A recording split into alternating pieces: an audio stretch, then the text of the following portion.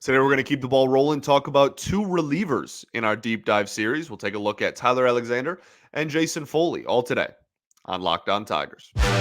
You are Locked On Tigers, your daily Detroit Tigers podcast. Part of the Locked On Podcast Network, your team every day.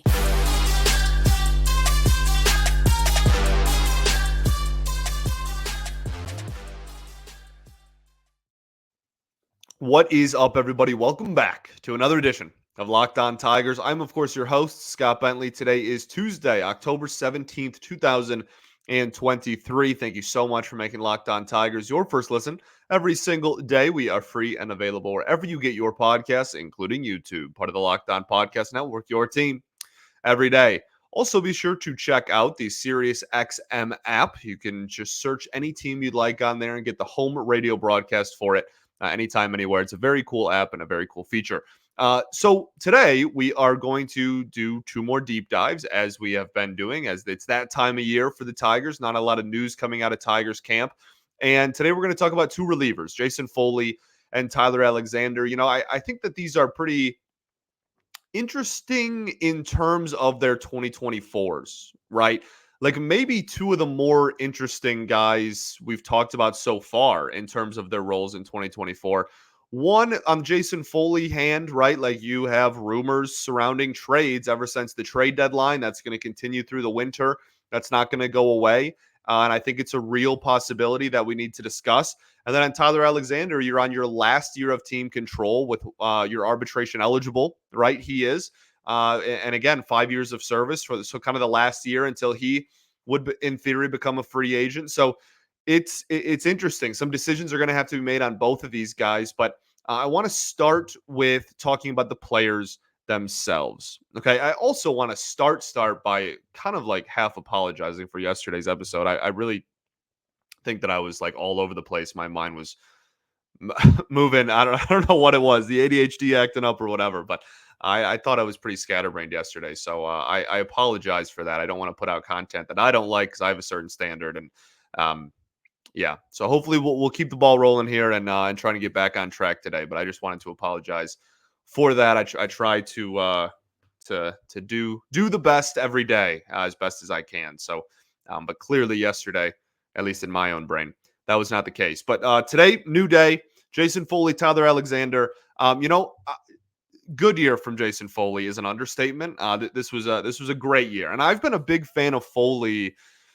Really, I feel like ever since I took over as host of this show, which would have been like June of 2021. It's been over 2 years now, almost 2.5 years, and I think I've been pretty vocal about how much I like Foley as a weapon in this bullpen for as long as I can remember. And so talking about his future is one thing, but talking about how we got here is fascinating too, just because that sinker is such an absolute weapon, and we'll obviously talk about that a little bit more in depth as we go forward. But Tyler Alexander, in the same breath, is somebody that I feel like weirdly, like in my early days of host of this show, was like weirdly controversial, and people would try and pin me as like a Tyler Alexander hater when that was never ever the case. It was just, it came down to, man, this is a deep pull. Like if you've been listening for that long, I appreciate you greatly. But there were days when there was a lot of arguments to be had about Tyler Alexander's role on the team, because there was a section of the fan base that was, I don't want to say confident, but was penciling him in as a starting pitcher. And I was just very adamant that he should have never been a starting pitcher on this team, like in the future plans. And I think now we're past that. Like that is behind us. I think everyone is pretty well aware that Tyler Alexander is a reliever that can be a spot starter when you need it. But I think ideally you want him coming out of the pen and giving you multiple innings out of the pen. So we have his role now. It's just when talking about his role going forward, maybe not the role, but just like his status on the team really going forward. Like what is the long-term outlook for Tyler Alexander and Jason Foley? And like I said, Jason Foley, this year was magnificent for him. Just to put it in terms of WAR, which again, I'll reiterate for the millionth time, like I do think that there are plenty of flaws with starting pitching war in general and Fangraphs formula for starting pitching war as well. But just to give you an idea, and just for conversation and comparison's sake, the comparison to where Jason Foley fits with pitcher F WAR on this team, he's the only reliever in the top 5. Tarek Skubal leads the way at 80 innings, 3.3 F WAR. Erod over 152 innings, 3 F WAR. Michael Lorenzen 105 innings, 1.7 F WAR. Jason Foley in just 69 innings, 1.5 F WAR, and then Reese Olson at 103 innings gives you 1.5 WAR as well. So just a magnificent season. The final line is 2.61 ERA, a 7.17 K rate. Obviously, not a big strikeout guy, but a 1.96 walk per nine, which I said K rate. I meant K per nine. 1.96 walk per nine, and then barely gave up any home runs all season as well. The expected stats are always probably going to be higher than the actual ERA for Jason Foley, just because he's a pitch to contact guy. And most of those stats look at, oh, like how many strikeouts can you get? How many swings and misses can you get? And that's not really his forte. So when talking about his forte, it is absolutely ground ball. That is, not a secret. If you watched a lick of Jason Foley this season, you're very well aware that that is the type of pitcher that he is. He is in the 93rd percentile in the entire game of baseball in ground ball rate at 56.6%. Well over half of the batted balls against Jason Foley are ground outs, or ground balls rather, not ground outs necessarily, but they're ground balls, which is absolutely fantastic. And some people point to like the hard hit rate is not fantastic. The average exit velocity could be better. It's not necessarily bad, but to me, that doesn't matter if you're spiking everything into the ground, right? Like, I don't care if his hard hit rate is 42%. That's like pretty high, right? That's well below league average, but I'm not going to lose sleep over it if it's all ground balls. And with Foley, a large majority of them are, and that's reflected in the barrel rate, which is in the 92nd percentile at only 4.4%. And for a barrel, you need good launch angle as well. So he's a very unique pitcher in an era in which a lot of relievers, people really want swing and miss 1 inning relievers that throw 99 and get a ton of swings and misses. And this is a guy that goes up there with a third percentile whiff rate, a 26th percentile K rate, and a 23rd percentile expected batting average against, because there's a lot of hard hit balls on the ground, and goes out there and finishes the season again with, what do we say, a 2.61 ERA. And I think the wear and tear maybe started to apply to him a little bit as the season went along. If you look at just really any stat, but like the ERA jumped up a little bit in the month of August. But if you want to get like really nerdy with it, which I tend to do, like his WOBA in the last 100 plate appearances was a kind of a steady trend upwards, right? Like almost perfectly linear, heading up into the right in a graph. So I think that the wear and tear, almost 70 innings out of the pen is no small feat. And if you look month by month, his innings pitched by month were almost identical. It was 11 or 12 innings pitched pretty much every month of the season. So I think that maybe that just kind of had a little bit. His ERA before the All-Star break was around 2, and his ERA after the All-Star break was about 3.5. And like neither of those are bad. And we'll talk a little bit about what to expect from him going forward. Is this sustainable? Can he even improve, etc.? But when it comes to like strengths and weaknesses for Jason Foley, like yes, he's not going to get swings and misses. He's not going to get a ton of strikeouts, but I still think that what he does excel in is so valuable, and that's reflected by the high ground ball rate and the fact that he had 14 GIDPs, right? 14 grounded to double plays this year, which amongst pure relievers was one of the highest marks in baseball as well. So I cannot say enough good things about him. We'll talk a little bit more about his pitching style and if there's a way for him to maybe even hit another level above where he pitched this year, if it's possible at all. We'll talk about that right after I tell y'all about our friends over at Bird Dogs. I was actually just wearing my Bird Dogs the other day. We have Bird Dogs. People mostly just associate them with the shorts because they're so awesome, but they have pants too. And I was just wearing those the other day, and they're my favorite. I have 4 articles of Bird Dogs clothing now, 3 shorts in the pants, and I have a hat too somewhere as well, I guess. But they're the best. They make you look good. They're stretch khaki shorts that are designed to fit slimmer through the thigh and leg and give you like a truly sculpted look while being unbelievably comfortable as well. They do the exact same thing as Lululemons, except they fit way better. Most shorts have, just like the restrictive cotton type of thing. And that's not the case with Bird Dogs, which is why they're so revolutionary and why they're like my favorite article of clothing I own and why it's a complete, wave that everybody is trying to get on. They have these cloud knit fabric is the exact terminology, the scientific terminology. And yeah, they look like khaki shorts, except they don't feel like khaki shorts. And that's what makes them so awesome. You don't have to sacrifice movement for comfort.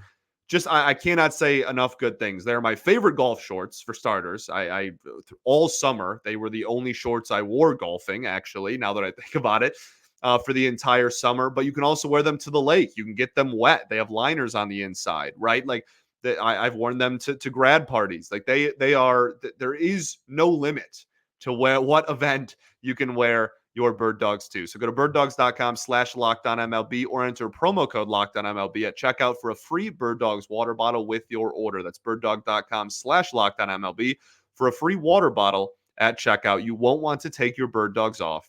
We promise you. All right, everybody, welcome back here. Segment 2 of Locked On Tigers. I appreciate y'all for tuning in, making us your first listen every single day. Shout out to the everydayers that do tune in every day. We'll be back tomorrow. And if there's no news, which we don't anticipate there to be, we'll be talking about 2 more players tomorrow. So today, though, we're talking about Jason Foley. Obviously, everybody is very familiar. He is the sinker baller in the Tigers bullpen that gets a boatload of ground balls and double plays. He does have a slider and a changeup that he threw this year. The slider he threw 17.4% of the time, the changeup 13.3% of the time. Nothing even holds a candle to the sinker, which he threw almost 70% of the time. There's a couple of things to point out with Foley for me. One, he doesn't throw the slider to lefties, and he doesn't throw the changeup to righties. So he's kind of doing the Michael Lorenzen thing, right? Which I've highlighted a lot. He has 3 pitches, but he's a 2-pitch pitcher, and it depends on if a righty or lefty is in the batter's box. He's going to majority throw the sinker, and that's going to be the bread and butter. But if he does want to try and get a swing and a miss, if he really does want to strike out, he can try and go to the well. The slider was almost exclusively thrown low and away to righties, and the changeup was almost exclusively thrown low and away to lefties, right? So that is something to keep an eye on. If he can improve those, obviously that is more than welcome. And that would kind of raise, I think, the ceiling of what he can do. The floor is pretty high with Foley. At worst, you're going to get a 1-pitch pitcher that gets, more ground balls than 95% of baseball. Okay. And that's like at worst. And that could be a 3.5 ERA pitcher, or it could be a 2.5 ERA pitcher. But like at worst, you're going to get that ability. At best, that's when, if you can improve the slider and improve the changeup, that's when you start getting excited about what the true ceiling he can kind of reach is. He's still only 27 years old, right? There's still improvement that is possible for Foley. One of the, I don't know if alarming is the right word, but one of the things that I didn't realize really as much going throughout the season that now in hindsight makes a lot of sense is his righty-lefty splits are actually pretty staggering.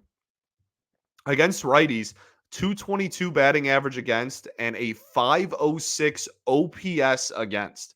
He only gave up 4 extra base hits to righties the entire season, and they were all doubles. He did not give up a single home run to a righty this entire season. And I mean, almost an OPS approaching the 400s, right, against righties. So fantastic, right? Elite level stuff. Against lefties, the batting average against was almost 300. Both of the home runs given up were against lefties this year. still only 2, but like, they were both against lefties, had a lot more extra base hits and an 844 OPS against lefties. That's high. That's really high. That's like a borderline all-star caliber hitter, right? So when you're talking about what he can accomplish, that's another thing. And again, like the development of that for lefties, like the development of that changeup. If he could have a really good changeup, that would obviously improve his numbers against lefties pretty astronomically, I think. But that's something that is very important with how Hinch is going to manage this bullpen going forward if Foley's in this pen, right? Like that's a huge for a manager that loves to play matchups so much. It's kind of tough to look and be like, oh yeah, like he's just our 8th inning guy, which like Hinch doesn't believe in anyway. But it's tough to just like give him the ball for a full inning if you have like multiple lefties that are going to be up late in games. So that's something to keep an eye out for sure. But yeah, all in all, this is just a guy that, again, I can't reiterate enough. I'm such a big fan of, and I think has such a high floor. His sinker was one of the best sinkers in the entire game of baseball. It had a run value of 20. 20. That is astronomically high. But then the other 2 pitches, -5 run value for the slider and -4 for the changeup. His changeup had a 300 batting average against. That's why he didn't do well against lefties. And the slider had a 286 batting average against, right? Like that's not very great. So, and the expected slug against the slider was 518. We can just go down the rabbit hole really all day. Like that is the thing that is going to, I guess we'll say, hinder him from taking that next step, if that's possible, and really have him become like one of the elite relievers in this game. The only other thing I really want to bring up is just his style will lead to inconsistencies, right? It's not fair for me to talk about Andy Ibanez and how he's a free swinger and how that's going to lead to some really hot months and some really, really cold months, and not say the exact same thing about Jason Foley, because I think it's true.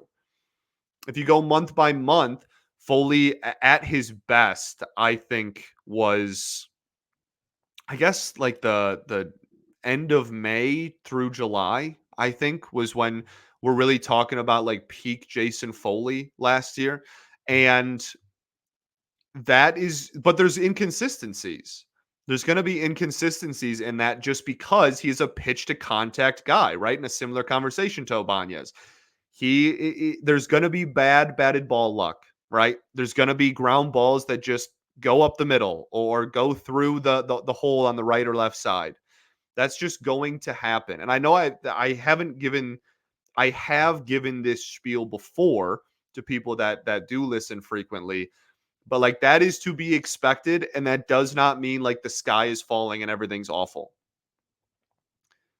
Just by month, like April 451 OPS, May 749, June 566, July 552, August 858, September 605.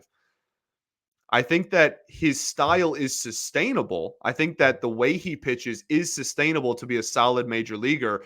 It's just from year to year or even month to month, you're probably going to get some inconsistencies. He might go out there and have a 3.6 ERA next year, as long as that uptick is not due to a significant amount of extra base hits or like home runs. I'm going to maintain the belief that water will find its level with a guy like that. But the second that he starts giving up a ton of homers, like I said, he gave up 2 this year, in 2023, he gave up 2 total. And the year before that, he didn't give up one in the last like month or so of the season as well. So that's the thing that I look at more to like, oh, is something wrong with Foley? If it's just a bunch of hard hit grounders that lead to runs scored, like that's just going to happen. That is the limitation to what he is as a pitcher. But water is going to find its level, and there's so many numbers to back that up just throughout his major league career so far. Okay, we'll talk about his 2024 at the end. Tyler Alexander, the next guy. Tyler Alexander didn't have like a small sample size this year. I feel like, he didn't pitch in the entire second half, so maybe it's just a recency bias thing. But I think a lot of people have kind of just like forgotten. He pitched 44 innings out of the pen this year. That's not a small number. Like that's about the same amount as Will Vest. That's more than Bo Brisky. That's more than Brendan White. That's more than Chasen Shreve. Like he logged a solid amount. He's a multi-inning reliever, so obviously that's gonna kind of come with the territory there. But his final line would be a 4.5 ERA, a 9K per nine, a 1.02 walk per nine, which is just ridiculously low, and then a 1.64 home run per nine, a zero point 0.1 F4 season with 44 innings. So about a replacement level reliever in the eyes of Fangraphs. We will talk about Tyler Alexander's style, and then very importantly, both of these guys, how their winters could look. We'll do that right after I tell y'all about our friends over at FanDuel. October baseball is back, baby. I'm actually recording this right before the Rangers game starts. So I'm about to buckle in for two fantastic CS games on Monday night. And you can make your postseason debut with FanDuel, which is America's #1 sports book. You can join FanDuel today and get started with $200 in bonus bets guaranteed when you place your first $5 bet. Just visit fanduel.com/lockedon to create your account, and then you can get in on the action from the first pitch until the final out, but on everything from strikeouts, home runs, who will win the game, etc. And if you don't want to wait until the end of the game to get your W, you can predict what will happen in the very next at bat with quick bets. You see Yordan Alvarez in the on deck circle, baby. Get FanDuel out. Give it a try. So head on over to fanduel.com/lockedon right now. Step up to the plate this postseason and get $200 in bonus bets guaranteed. Make every moment more with FanDuel, an official sports betting partner of Major League Baseball.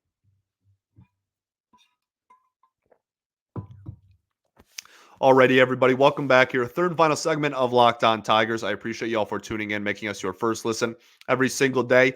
Talking about Tyler Alexander here. So, Tyler Alexander, again, role-wise, I think we can finally move on and stop having that debate after 2.5 years. I think we're all aware, multi-inning reliever that can give you a spot start if you need it. He tops out at 90 miles an hour, but he does not walk anybody. And that's been a big thing throughout Tyler Alexander's entire major league career. And that is why, in hindsight, I believe last offseason, maybe it was even 2 off seasons ago. No, because that was the lockout. Last offseason, I'm pretty sure I said the odds of Tyler Alexander returning were like 35% when Scott Harris took over. I thought he was going to be part of the bottoming out of the roster where they just get rid of a lot of the replacement level players. And that clearly was not true. And I think that was the reason why. That was something that I overlooked. And while we were learning about what Scott Harris values and what he is going to address in the offseason and when building this roster, a lefty multi-inning reliever that doesn't walk people, I think is exactly not only to what Scott Harris loves, but I also think exactly what AJ Hinch loves. I think this coaching staff and this front office absolutely love Tyler Alexander. Now, that doesn't mean I'm guaranteeing he's going to be back next year. We'll talk about that a little bit later, but soft throwing lefties tend to have really good shelf lives as well. I know that he obviously got bit by the injury bug this year, but in general, for again, not power throwing multi-inning type of players like that, those usually last quite a long time because Tyler Alexander isn't blowing you away with a high velocity. And as long as that 90 mile an hour fastball doesn't turn into 84 at some point, as long as he maintains 90, I think that he's going to find work pretty consistently for a while. And I think that there's a chance that he could be a fixture in the Tigers bullpen for a while, but we got to cross that bridge when we get to it. He has a lot of different pitches. He's kind of like the E-Rod of the bullpen. None of his pitches are swing and miss stuff, right? I mean, his whiff rate is one of the lowest in all of baseball, and his K rate is super middle of the road, which about league average for a guy that doesn't get swings and misses is actually pretty impressive. But cutter, fastball, changeup, sinker, right? And then every once in a blue moon, he'll throw in a slider in there. But he is literally E-Rod just out of the bullpen. Soft throwing lefty that's trying to miss barrels, not miss bats, right? I've said that a million times about Eduardo Rodriguez. So That is the longevity factor he has going for him, I think. The cutter, honestly, he throws it a lot. It kind of frustrates me because I agree with the fact that he should have a cutter, but in general, we're going on like 2 years now of his cutter having pretty awful numbers against it, and I just don't really know what else to do. Like, do you just get rid of it? Like, I don't think so. You want as many different looks as you can, but like, I mean, objectively, like this is 2 or 3 years in a row where I've come on here after a lot of Tyler Alexander appearances and just complained about how his cutter got absolutely smoked. Like the slugging against his cutter is 579 this year with a batting average over 300. And in 2022, the expected slug was almost 500 as well. So something to work on there for sure. Just really making sure that all of these pitches are necessary to continue doing what he wants to do. As far as splits go as well, in 2023, he actually was a reverse splits guy, which didn't really make too much sense to me. That I thought that was kind of odd because throughout his career, he's like very much I guess I'll use the word normal. Like he's a lefty where lefties don't do very well against him and righties do well against him. That's been a theme throughout his 5-year major league career. But for whatever reason in 2023, it was kind of reversed on lefties actually did decently well. Now, sample size is part of that because he's gotten spot starts in other years and thrown over 100 innings in 2022, I'm pretty sure. So some of that is just, water probably would have found its level if he was able to pitch a full season out of the pen this year. But something that's worth bringing up. But yeah, like this is a guy that's not going to walk people. He's going to challenge you. He's going to fill the strike zone. And I can respect that, A, and B, I can welcome that on my team. I have absolutely no issue if Tyler Alexander was on this baseball team again in 2024. I don't want him being high leverage. He's certainly not a closer. I want more strikeout ability out of like my high leverage, back end of the bullpen type of 1 inning reliever. But I think that when it comes to the role that he could fill, being a bridge guy is valuable. And he's been that for a couple of years now. Now, 4.5 ERA last year, a career ERA of 4.3. And if you just look season to season, like there's not really too many big outliers where you go like, oh, well, like what about this year where he was able to like his career best ERA was 2021 when he had a 3.81, and pretty much every year is about 4 or higher.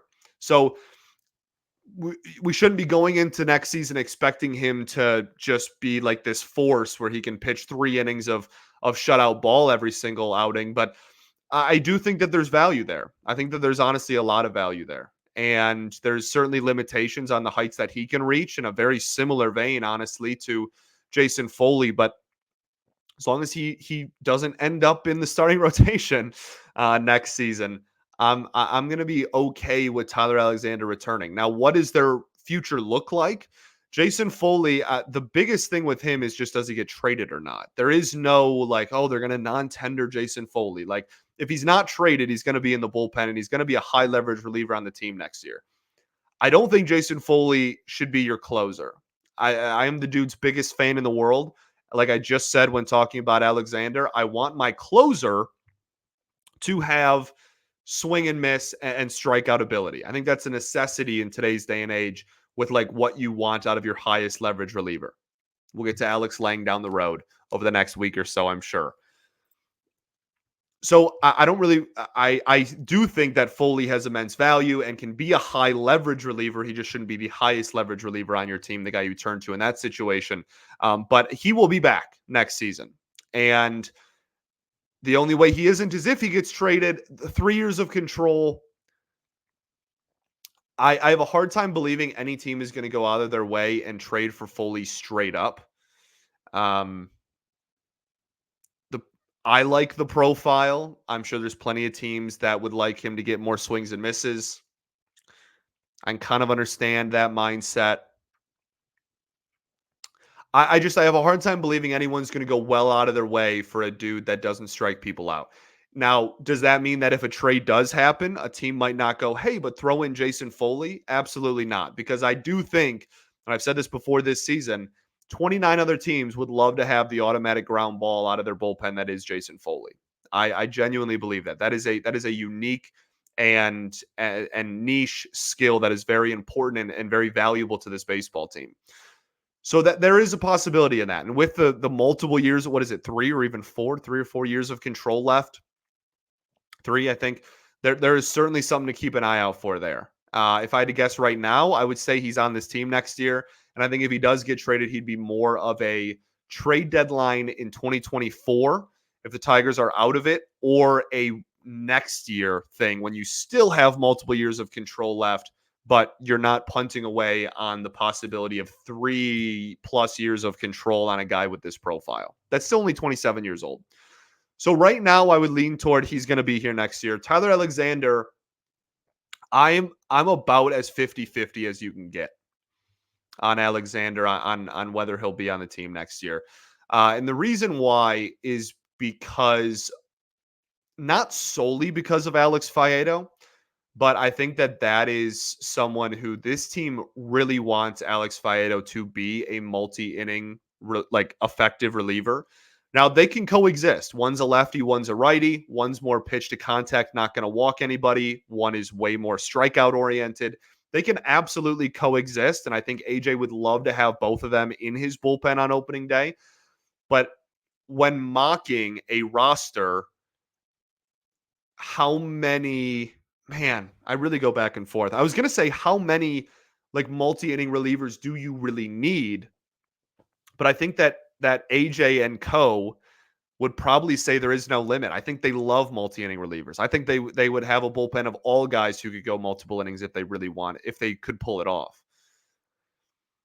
So maybe I'm leaning a little bit more on the keep side, but I do think that the limitations to Alexander's game and the fact that, like, at best, he's going to get you like 4 ERA baseball, right? Like, it's not like this dude is going to come in and set the world on fire. I think that the limitations there, and coming off of an injury and only 1 year of team control left anyways, I think that there's reasons to part ways with him as well. There is no trade market for Alexander in a vacuum. If it is, it's going to be like not a very highly regarded like player in return. So like, you're not going to be able to use that avenue. He would have to be attached onto a deal as well. There's not going to be a straight up Tyler Alexander trade, but man, maybe I'm like 55-45 on him coming back. I go back and forth a lot. But I'm not upset if Alexander does make it through the winter, but I'm not surprised if he doesn't. Makes sense? Cool. Thanks for making Locked On Tigers your first listen every single day. I appreciate all you greatly. Thanks for making us, your first listen every day. I literally just said that. Appreciate y'all. Shout out to the everydayers. We'll be back tomorrow with a couple more players on. We'll get into some of the more high. I know we just did Javi yesterday, I guess, but we'll get into some of the more higher profile. We got Torkelson to still do, Green, Kerry Carpenter, et cetera, et cetera. Tarek Skubal, certainly going to be a really fun conversation around Tarek Skubal that I know people love to have. I think that's it. Appreciate you all greatly. Thanks for bearing with me yesterday. Again, apologies, but let's get the train back on the tracks here, and keep the ball rolling. We'll be back tomorrow. Peace and love. Going to therapy's dope. I'll catch you all then, baby. Go Tigers.